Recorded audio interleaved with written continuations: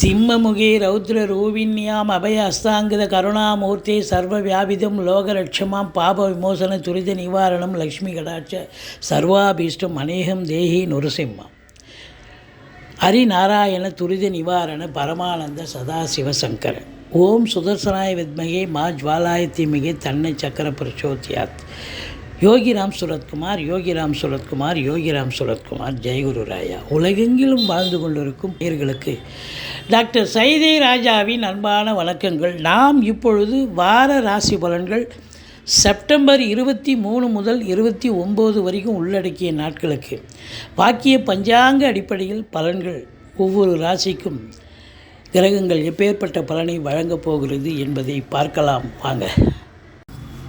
துலா ராசி காலபுருஷனுக்கு 7வது ராசி. சித்திரை 3-4 பாதங்கள், சுவாதி விசாகம் 1-2-3 பாதங்கள் உள்ளடக்கியது. சுக்கிர பகவான் ஆட்சி பெறும் வீடு. இப்பொழுது சுக்கிர பகவான் துலாத்தில் ஆட்சி இடத்தில் இருக்கிறார். எந்த ஒரு கிரகமும் அவங்கள வீட்டில் அவங்க ஆட்சியாக இருக்கிறாங்கன்னா அதை விட ஒரு சிறப்பு அற்புதமான நேரம் எதுவுமே இல்லை. கோலோச்சக்கூடிய ஒரு டைம், சாதிக்கக்கூடிய ஒரு நேரம். உங்கள் காட்டில் மழை, நினச்சதை சாதிக்க முடியும், நினைக்காத விஷயங்களும் கைகூடி வரும் என்று சொன்னால் மிகையாகாது.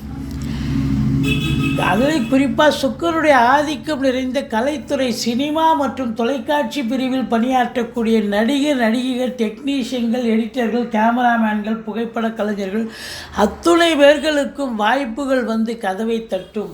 சாதிக்கக்கூடிய ஒரு நேரம். அதாவது அழகு நிலையங்கள், ஒப்பனை கலைஞர்கள், இன்டீரியர் டெக்கரேஷன், அதை வீட்டை அலங்காரம் செய்பவர்கள், பெயிண்ட் பண்ணக்கூடியவர்கள், ஆர்டிஸ்ட்டுகள், இவங்கெல்லாம் அற்புதமான வேலை வாய்ப்புகள் கிடைச்சி மற்றவர்களால் பாராட்டுதலை பெறக்கூடிய ஒரு தருணம்.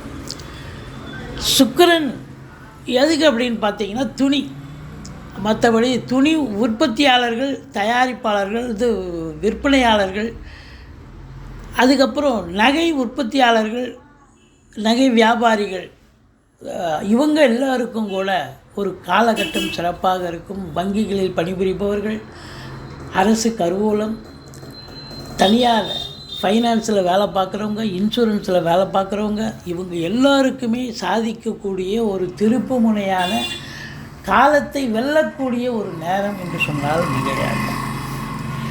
2ஆம் இடத்தை குரு பார்க்கிறார். சூப்பருங்க. 2ஆம் இடத்தை தனக்காரகன் தனஸ்தானத்தை பார்த்தால் அதை விட சிறப்பு வேறு ஒன்றுமே இல்லைங்க.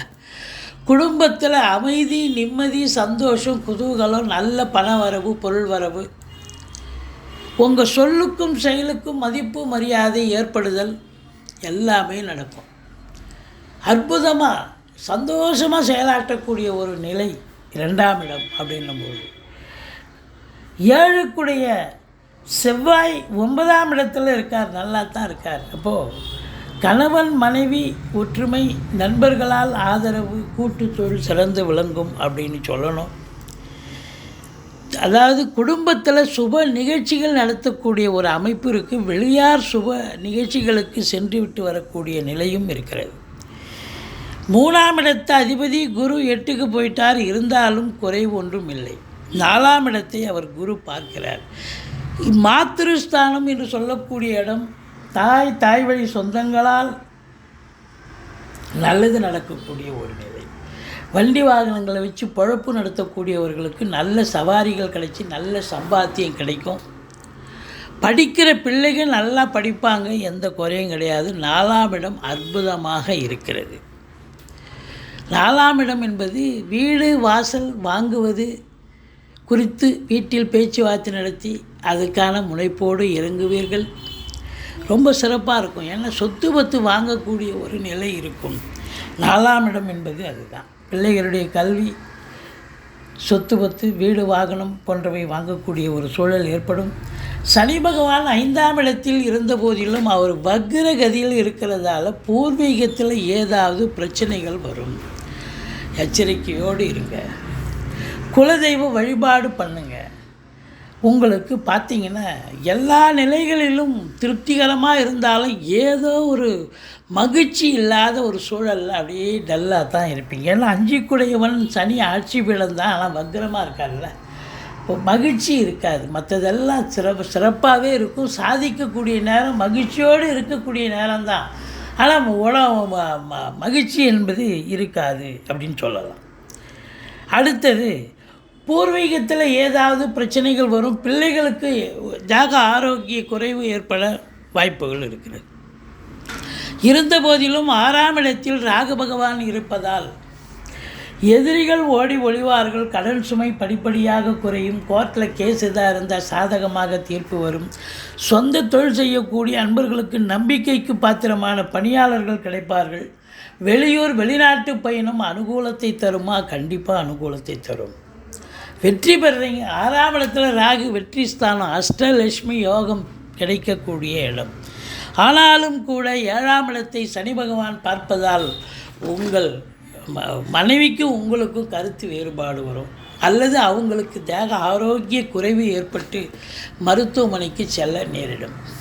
மற்றபடி கருத்து வேறுபாடு வரலாம், நண்பர்கள்கிட்டையும் கொஞ்சம் கருத்து மோதல்கள் ஏற்படும். கூட்டு தொழில் செய்கிற இடத்துல கூட்டாளிகள்கிட்ட கொஞ்சம் விட்டு கொடுத்து போங்க. மற்றபடி கூட்டு தொழில் சிறந்து விளங்கும். ஏன்னா 9ஆம் இடத்துல போய் அமர்ந்திருக்கிறார் செவ்வாய், ஒன்றும் எந்த குறையும் கிடையாது.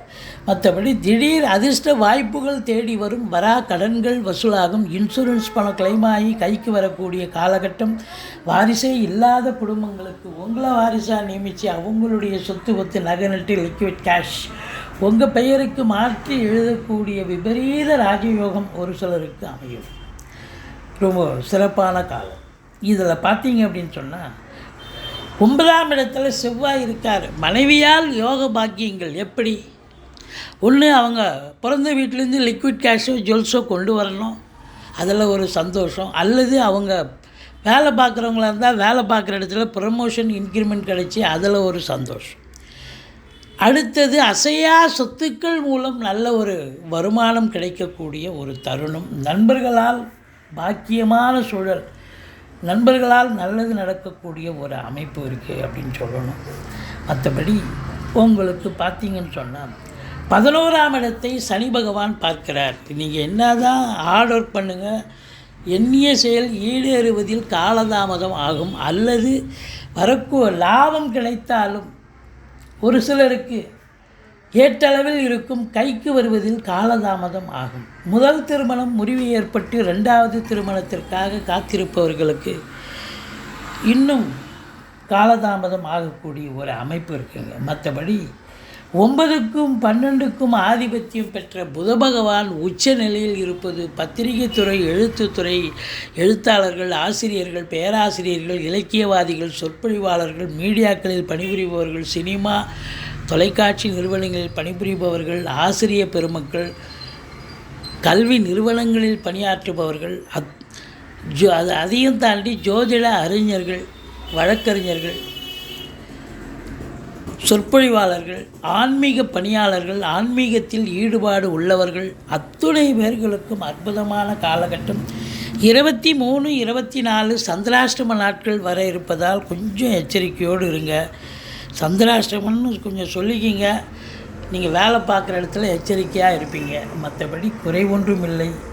இந்த வாரம் இந்த துலா ராசி அன்பர்களுக்கு சூப்பரான ஒரு வாரம். நீங்கள் வணங்க வேண்டிய தெய்வம் ஈஸ்வரனை வழிபாடு செய்யுங்கள். வாழ்க்கை வளமோடும் நலமோடும் அமையப்போகிறது.